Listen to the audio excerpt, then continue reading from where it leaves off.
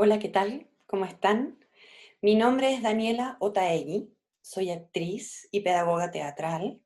Me especialicé en pedagogía teatral para trabajar con niños y con adolescentes.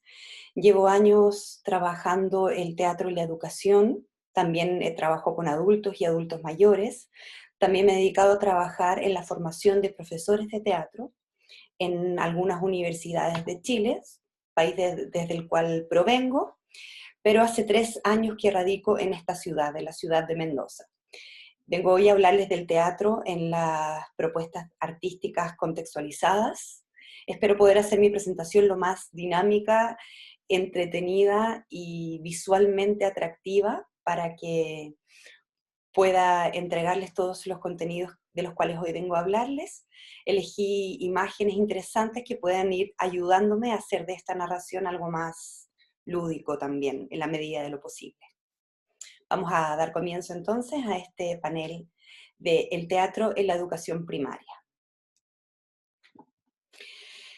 Lo primero que me gustaría hacer es preguntarles o preguntarnos qué pasaría en el mundo si desaparecieran las matemáticas o si éstas jamás se hubieran descubierto. ¿El mundo sería igual? ¿Cuántas cosas de las que hoy hacemos de manera natural no podríamos hacer? Desde mi punto de vista, la vida sería un verdadero caos. No podríamos calcular, sumar, proporcionar o dividir. Sería, por lo tanto, una vida sin lógica, sin razonamiento. No existirían las simetrías, las cantidades, los valores, el tiempo, las distancias, el dinero, las construcciones y tal vez tampoco la equidad. Entonces podemos llegar a concluir que las matemáticas son imprescindibles para la vida humana. Se me viene, por tanto, preguntarles ahora qué creen ustedes que pasaría si desapareciera el arte. Si toda expresión o manifestación artística dejara de formar parte de lo humano. ¿Serían las consecuencias tan impactantes como en el caso de las matemáticas? Creo que la respuesta a esta pregunta se encuentra la justificación de la importancia del arte en la escuela. Si nosotros, como docentes de educación artística, no tenemos claro el impacto o el para qué del arte en la escuela, estamos mal encaminados. Somos nosotros y nosotras las que debemos tener clarísimo para qué sirve el arte en los niños y niñas de hoy y cuál es el aporte que les hace a su educación. Si nosotros, retrocedo un poco, si nosotros tenemos claro, entonces nuestras prácticas pedagógicas van a estar siempre encaminadas en buscar eso que sabemos que es imprescindible para el proceso formativo de nuestros estudiantes. Desde esta perspectiva, el arte no está en la escuela para formar a futuros artistas. El arte es en sí una forma de conocimiento, tanto del lenguaje artístico como de otras áreas de conocimiento. Por ende, la educación artística, tal como lo plantea la resolución 111, es un campo de conocimiento para la interpretación de la realidad que es esencial y trascendente para la formación ciudadana de la contemporaneidad. Entenderlo así nos va a ayudar a saber qué enseñamos cuando enseñamos arte. En el caso del teatro, que es el lenguaje que me compete abordar, Tomás Motos, que es el señor que ustedes ven ahí, un pedagogo teatral español, propone enfocar la enseñanza del teatro desde 3 dimensiones. La primera sería la de ver y leer, la segunda la de hacer y expresarse, y la tercera es la dimensión de reflexionar y hablar. En la primera dimensión, la de ver y leer, se trabajan o se debieran trabajar contenidos como literatura dramática, historia del teatro, estilos, géneros teatrales, ver obras de teatro y hacer un trabajo a partir de distintos espectáculos vistos, etc. Todo esto con el objetivo de conocer y entender la historia y el contexto teatral tanto local, nacional como internacional para poder crear espectadores activos y reflexivos. La segunda dimensión que propone Tomás Motto es la de hacer y expresarse. Esta dimensión, los contenidos a trabajar debieran ser el lenguaje teatral, improvisación, dramatización, juego dramático, etcétera, trabajando desde y con el cuerpo, la voz, las emociones, las relaciones. Además, en esta dimensión es muy importante poder desarrollar las distintas profesiones o roles teatrales, como por ejemplo la del dramaturgo, la del director, la del actor y la del diseñador teatral. Porque no podemos pretender que en una clase de teatro todos y todas deban solamente asumir el rol del actor. Hay muchos roles que se pueden abordar. Hay estudiantes que tienen otras habilidades o otras inteligencias que también pueden ser abordadas en pos del teatro o a través del teatro. También es importante recordar que las representaciones no son o no deben ser un fin o el único fin de una clase de teatro, sino que son un medio para conseguir objetivos pedagógicos. Pues lo más importante es el proceso de enseñanza-aprendizaje. El fin de toda esta dimensión es crear estudiantes más creativos, expresivos y comunicativos, que puedan entender el teatro desde el proceso y la producción artística. Y por último, tenemos la dimensión de reflexionar y hablar. Esto lo hacen los alumnos cuando se comunican grupalmente para crear algo, cuando comparten ideas, puntos de vista, cuando opinan sobre el trabajo de sus compañeros, cuando critican una obra de teatro, cuando reflexionan sobre su trabajo personal y el del grupo.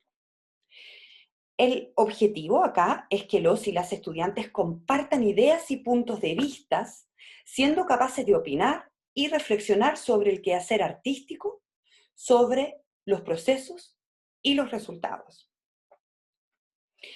Pero es muy importante, sobre todo en el caso de trabajar con niños y niñas, que esta reflexión, esta capacidad de hablar y de opinar sobre lo que se hace, nazca de nosotros, del profesor o de la profesora. Es decir, que seamos nosotros los que podamos propiciar y guiar este momento de reflexionar. Es fundamental, sobre todo en las disciplinas artísticas que trabajamos mucho desde el hacer, que los y las estudiantes comprendan ¿para qué se hace lo que se hace? ¿Para qué sirve caminar por el espacio? ¿Para qué sirve hacer una ronda, mover el cuerpo de una determinada manera, etcétera? Y aquí nos encontramos con algo muy importante en la pedagogía, que es el nexo pedagógico, donde él o la docente, después de una actividad, de una clase o de una secuencia pedagógica, podamos explicar o reflexionar junto con los niños y niñas sobre lo que se ha trabajado y para qué sirve. ¿Cuál es además la relación que tiene con el teatro y con la vida y con otras áreas de conocimiento? Solo de esta manera los estudiantes pueden ir tomando conciencia sobre lo que se va aprendiendo, es decir, lo que se vive a través del juego, la exploración, el cuerpo, que el alumno sea capaz de pasarlo al intelecto y de poder entender el fin pedagógico que hay detrás. Eso es aprendizaje significativo. Hacer sin reflexión y sin sentido no genera aprendizaje. Entonces, el día de mañana, cuando ese niño llegue a su casa y le pregunte a sus padres, o sus padres le pregunten, ¿qué aprendiste en la clase de teatro? Ese niño o niña va a poder, dentro de sus posibilidades, explicarlo, porque va a tener un sentido de propiedad de su aprendizaje. Y además, también, cuando el día de mañana ese pequeño vaya al teatro, va a poder entenderlo y va, por tanto, a ser una persona capaz de disfrutar el arte. Ahora bien, es relevante para poder ir contextualizando todo esto, conocer bien al sujeto de aprendizaje, al niño y a la niña de hoy, que sin duda no es igual al de ayer. Entonces, acá tenemos una cita de Rudolf Steiner, el propulsor de la pedagogía Waldorf, quien dijo hace muchos años atrás que el maestro tiene que comprender su época, porque tiene que comprender a los niños que esa época le confía para su educación.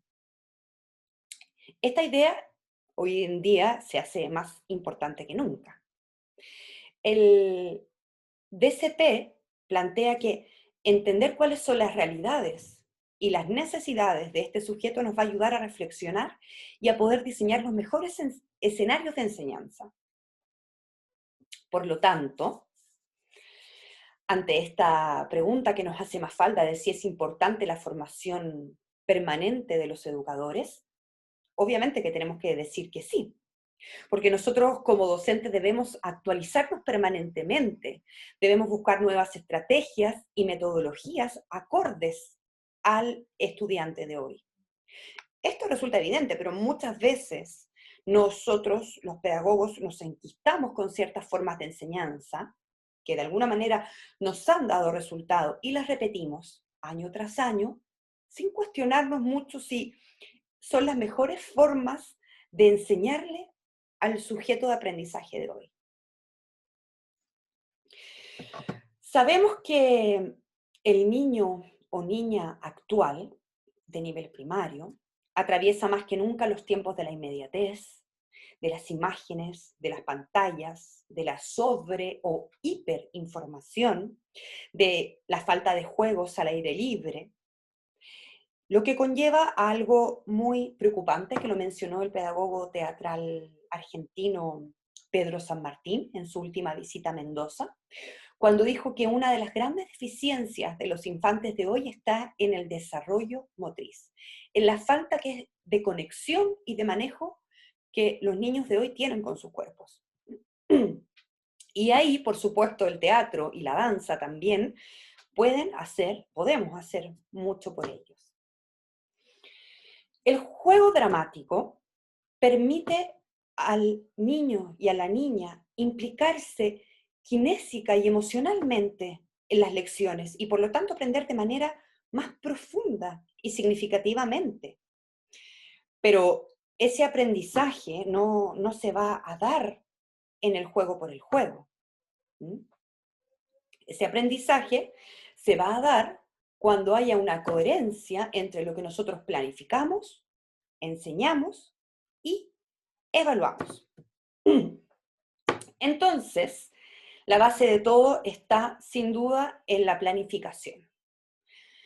Planificar es un acto creativo, imaginativo, artístico, que implica que los docentes tengamos la capacidad de primero observar y analizar cuál es la realidad y el contexto educativo. Segundo, que nosotros podamos conocer las necesidades de los sujetos de aprendizaje. Tercero, poder saber cuáles son los aprendizajes prioritarios que deben adquirir nuestros alumnos. Cuarto, seleccionar las metodologías, las secuencias didácticas, las estrategias y los materiales que vamos a utilizar. Y por último, poder definir los instrumentos para poder medir esos aprendizajes y esas capacidades y ver si realmente se logran transformar en capacidades.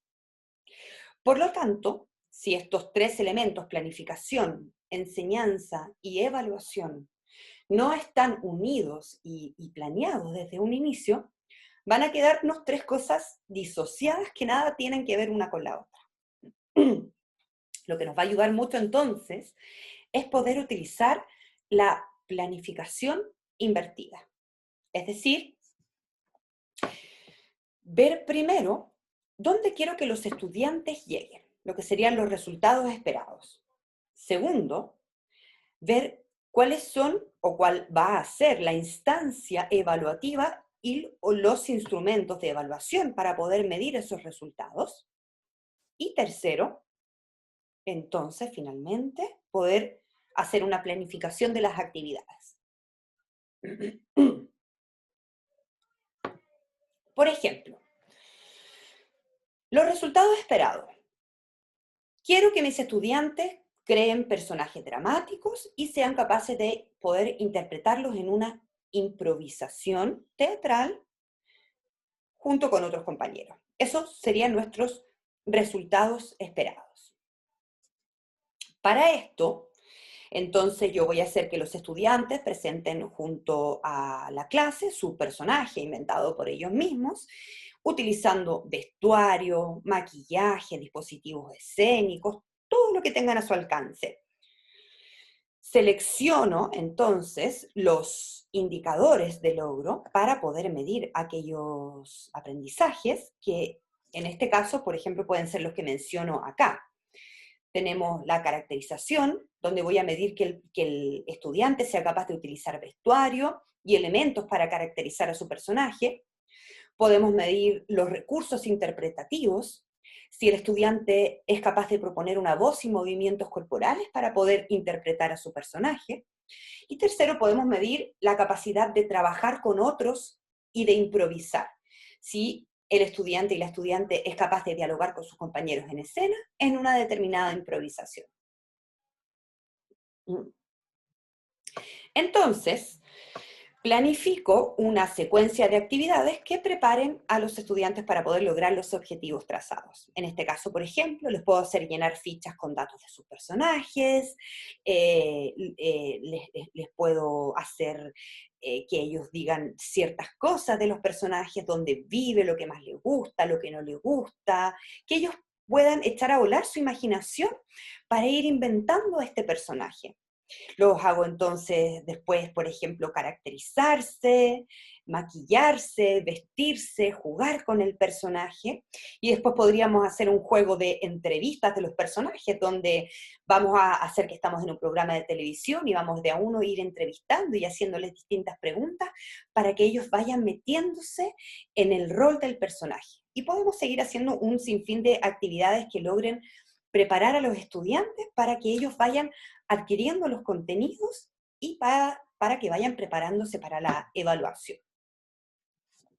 Pero para esto es muy importante y necesario que él o la docente sean unos creadores constantes de sus propias planificaciones y que también no seamos rígidos con ella, porque muchas veces el proceso y el contexto va a ir cambiando y eso implica que nosotros como profesores podamos ir también improvisando pedagógicamente y tener la apertura y la libertad de poder modificar algo si es necesario. Entonces me gustaría detenerme en este punto que es muy importante dentro de este triángulo que veíamos, que es la evaluación. Pues sin duda es uno de los elementos más complejos dentro de la educación en el arte y también donde generalmente fallamos como docentes. Primero, hay que entender que no podemos evaluar aquello que no hemos enseñado, ¿ya? Suena un poco básico, pero muchas veces lo hacemos.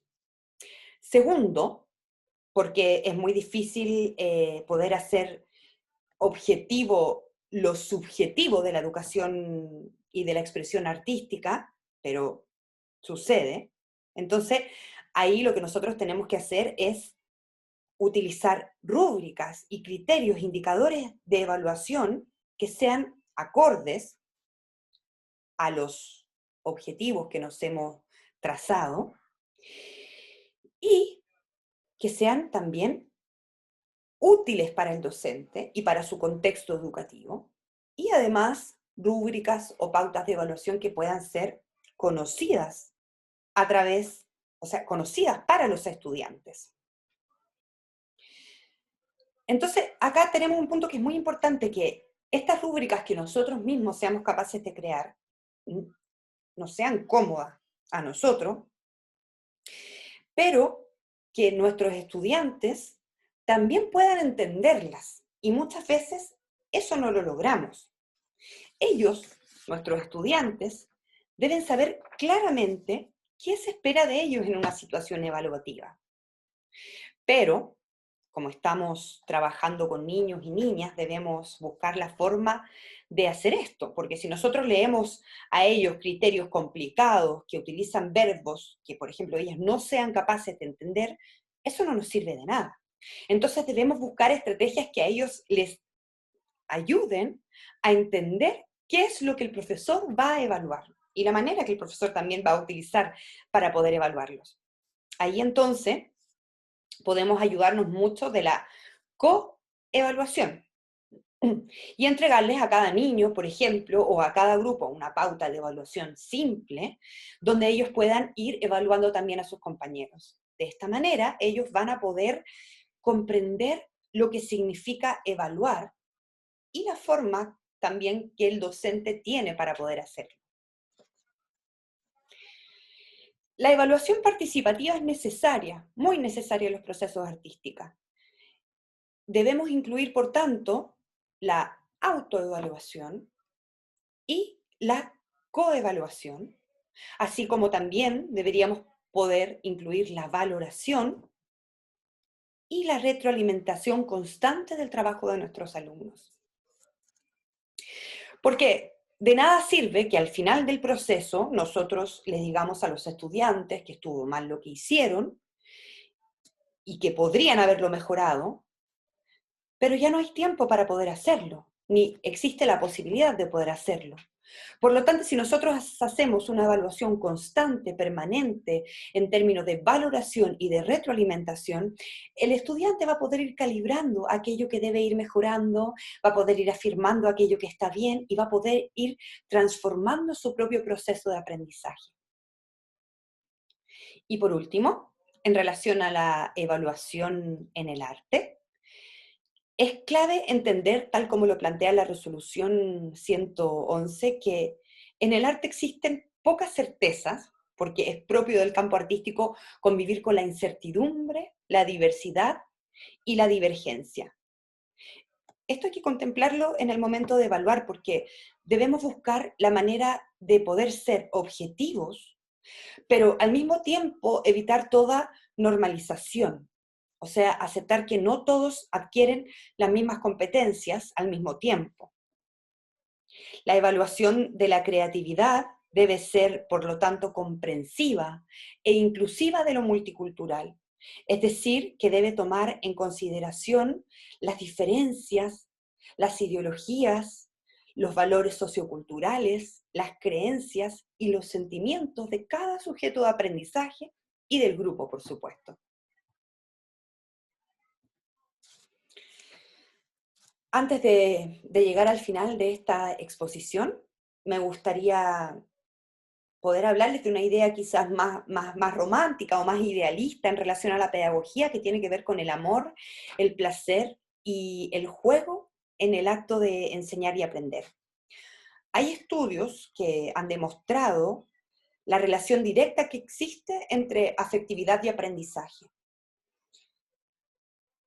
Lo importante de aprender desde el juego y desde el placer y desde el amor.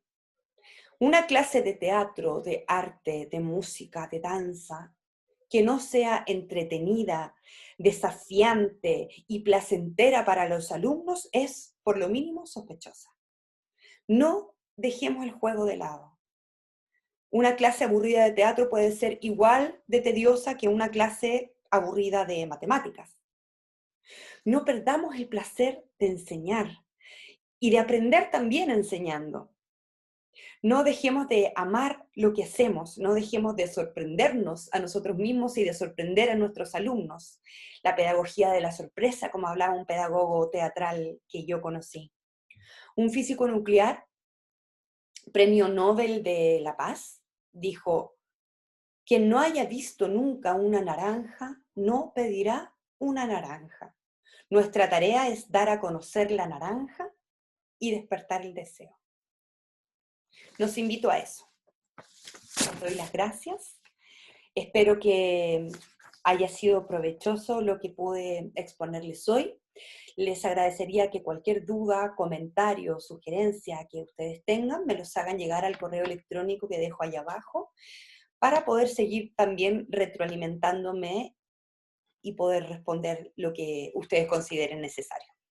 Gracias desde ya, que estén muy bien.